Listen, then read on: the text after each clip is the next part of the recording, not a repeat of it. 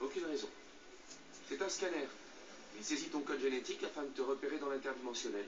C'est une sécurité pour ne pas que tu te perdes. Avance, s'il te plaît. Votre voyage jusqu'au portique de Manhattan durera approximativement 10 minutes. Mais vous le vivrez virtuellement comme instantané, à cause de l'effet statique provoqué par le mode interdimensionnel. Ne lâche pas ma main, d'accord? Désolé, mais tout contact est interdit durant le voyage. Merci. Nous vous souhaitons un agréable voyage et espérons que vous apprécierez les avantages du transport interdimensionnel. Nous vous souhaitons un bon séjour à Manhattan.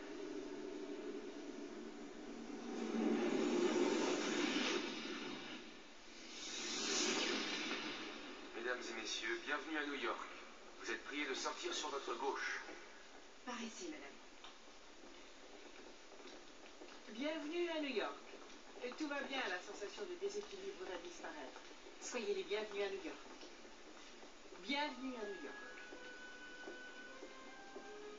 S'il vous plaît, Soyez la bienvenue à New York. Ah. Jamie? Où est mon fils?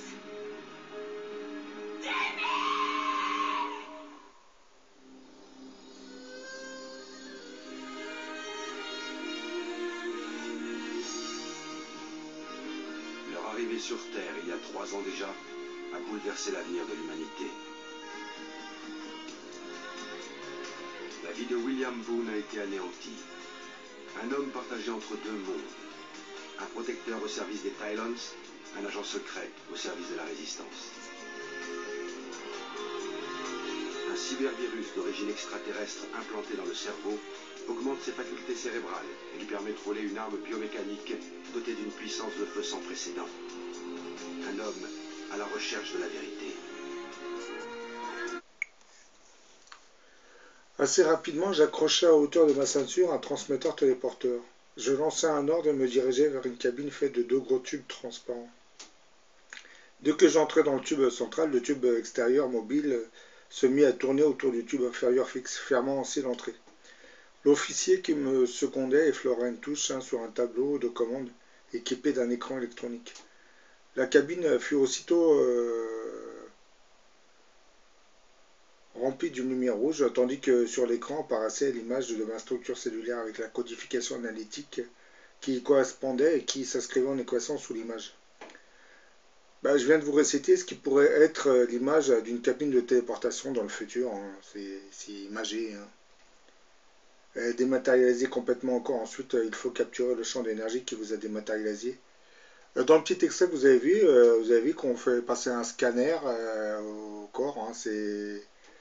C'est ce système qui permettra de reformer le corps lors d'une téléportation. Moi, je pense. Mais bon, pour l'instant, ce n'est que de la science-fiction. Mais l'extrait du film Invasion planétaire pourrait devenir une réalité dans le futur. Les recherches avancent à petits pas. Hein. Par exemple, le phénomène de l'intrication quantique n'est qu'une première étape. Mais vous allez me poser la question, c'est quoi l'intrication quantique? Au départ, on génère 2 photons intriqués, hein, par exemple issus d'une même désintégration, et donc très liés par des conditions expérimentales. Puis on les sépare en les envoyant chacun à un endroit bien différent, d'un bout à l'autre de la planète. Hein. Cet envoi se fait de façon classique dans une fibre optique, par exemple. C'est ensuite que la magie de l'intrication opère. Lorsqu'on agit sur l'un des photons, l'autre réagit de manière instantanée.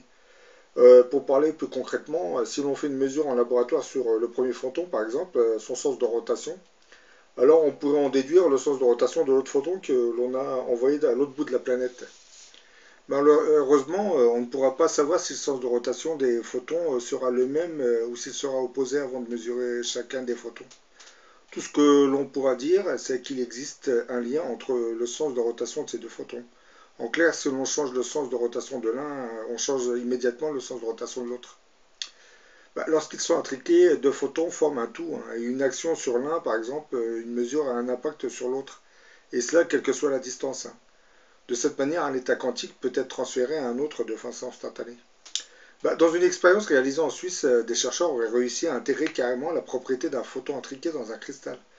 L'expérience réalisée en Suisse, hein, qui avait été publiée il y a quelques années dans la revue Nature Photonics, consistait à créer une paire de photons intriqués. Chacun s'éloigne de 25 km sur des fibres optiques, et plus précisément sur deux tronçons de 12 km chacun. L'un des photons subit une collision avec un troisième photon, ce qui les détruit, mais quelque chose subsiste de ce chaos, de ce choc. En l'occurrence, un état de polarisation, comme ils expliquent ça, les scientifiques. L'autre photon qui est de l'autre côté, intact, mais intriqué à son jumeau, va manifester alors cette propriété qui, d'une certaine manière, s'inscrit dans un cristal très particulier de l'orthosilicate d'iridium, dopé au néodyme. L'état quantique du photon est passé dans le cristal, donc dans la matière. C'est une nouveauté dans l'intrication quantique. Ce changement de nature paraît riche d'applications. On sait déjà transmettre de l'information quantique sur de longues distances. Mais si l'on veut réaliser de vastes réseaux où l'information sera de nature quantique, il faut des sortes de répéteurs pour compenser l'atténuation des signaux dans les fibres optiques. Pour les réaliser, il faut des mémoires, donc de la matière, pour stocker les données pendant un certain temps. Ça, c'est des petites découvertes qui pour vous ne disent pas grand-chose. Mais bon, c'est comment dire, des éléments qu'on va assembler progressivement pour transmettre de l'information quantique. Ensuite, on va commencer à transmettre de tout petits objets. Parce que dans le futur, ce qui va se passer, la téléportation, on pourra carrément téléporter des petits objets. Par exemple, si vous voudrez commander un produit chez Amazon, vous aurez un petit appareil qui va carrément matérialiser le produit que vous avez commandé de l'autre côté.